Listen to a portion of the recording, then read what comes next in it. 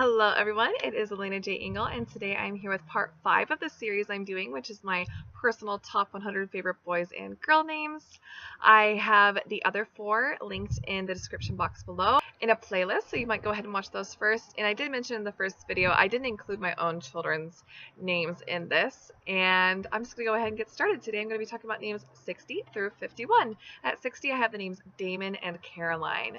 Damon is an English name that comes from a Greek name meaning tame. I definitely associate this with Matt Damon, who's good looking, and then the character Damon from the Vampire Diaries. Disclaimer, I do not watch that show, but I think that actor is super, super gorgeous. This is a name that I have had in and out of my top boy combos, but it never goes very high on our list, and it doesn't usually stay very long. I am afraid it's too similar to Demon. I think it would be pretty easy to mix that up, but I do still adore this name because it is so, so gorgeous. This is a top 1,000 boy name most years in the US and is now ranked at 427. Caroline is a feminine form of Charles, which means free man. I have mentioned in the other videos that Charles is a big time family name on my husband's side, and so if we were to use Caroline, it could easily honor any of those Charleses. But unfortunately, number one, this name is extremely popular. It's actually always been the top 400 girl names in the US and is now ranked at 62. It's actually been a top 100 name since 1994 as well.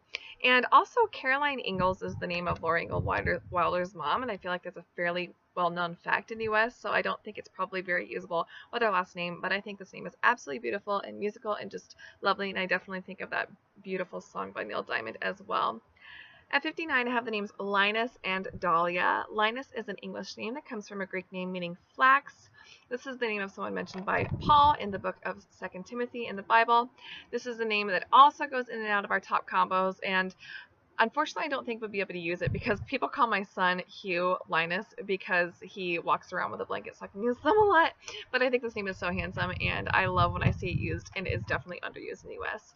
Dahlia is the English name and is the name of a flower that is named after the botanist who founded it.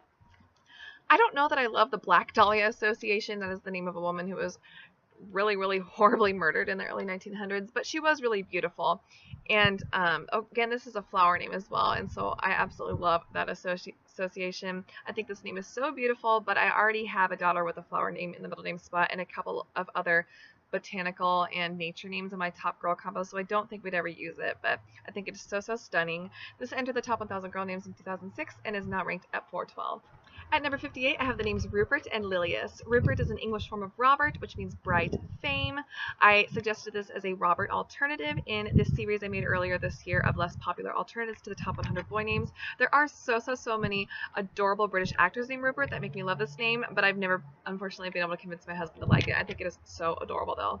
Lilius is the Scottish form of Lillian, and of course that means Lily.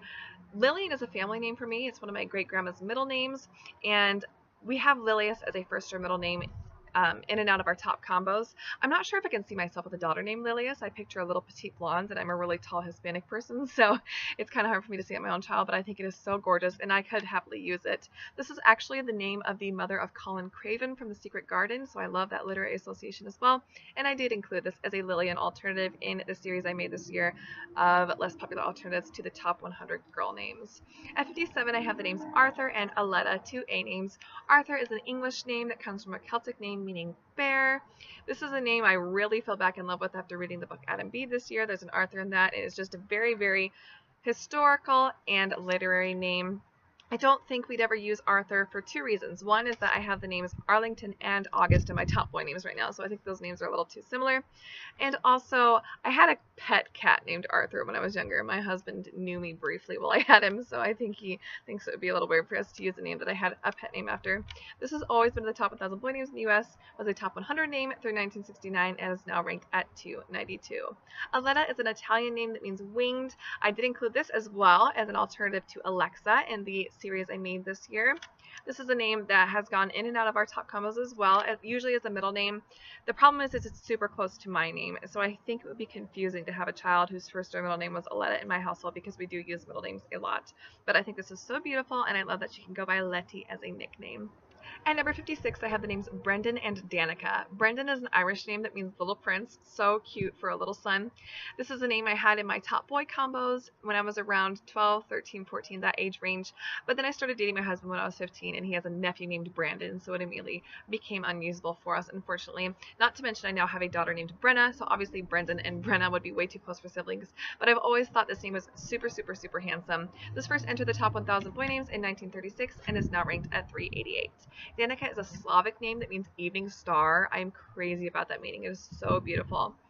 I first started liking this name after I started working at a daycare in 2007 where there was a darling little girl there named Danica. And around that same time, I read a book where the female lead's name was Danica, and they both made me really like that. Unfortunately, again, I've never been able to get my husband to like this name, otherwise I could easily have it in my top combos. This first entered the top 1,000 girl names in 1977 and is now ranked at 707 and going down in popularity. At 55, I have the names Alfred and Lilu. Alfred is an English name that means elf council, so adorable. I really super adore this name for the nickname Alfie. I think it is so cute, and I could easily use this name to honor my grandma Fred. She's gone by the nickname Fred her whole life, but I do have another name that I like more than this that I plan to use after, so we probably would never use Alfred, but I think it is so adorable. This is also a name that my friend Amelia, who is Amelia Everything Baby Names on YouTube, really loves, so she might possibly use it as well. This has always been at the top 1,000 boy names, was a top 100 name through 1951, and is now ranked at 920. Lilu is a French name that means little lily. I think it is so adorable. I have talked about this name in a few other videos, and I will link those in the description box below, and I did include this as a Lucy alternative in my series that I made earlier this year. This is another name, unfortunately, I can never get my husband to like, but I think it is crazy adorable and underused over here. At number 54, I have the names Nahum and Emma. Nahum is an English name. It comes from a Hebrew name meaning comfort, wonderful meaning. This is a name I included as a Nathan alternative in the series I made earlier this year. It is a biblical name. It's the name of one of the Old Testament books in the Bible, and it's a name that I've had go in and out of my top combos recently as a middle name, and I think I could happily use it as a first or middle name on a child. I think it is so cool and undiscovered.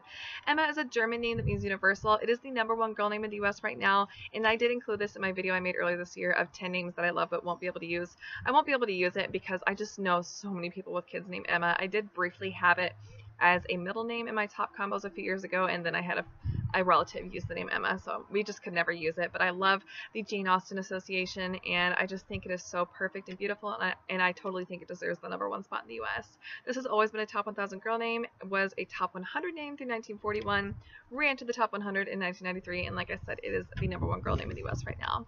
At number 53, I have the names Peregrine and Adeline. Peregrine is an English name that comes from Latin meaning traveler. I love that meaning so much. This is definitely a literary name. It is a name that I associate with the Miss Peregrine's books, and I actually first fell in love with this name like 8-ish years ago after reading a book where the main child was named Peregrine, but I don't know what the book was, and I haven't been able to find it ever since, but it was a good association for me.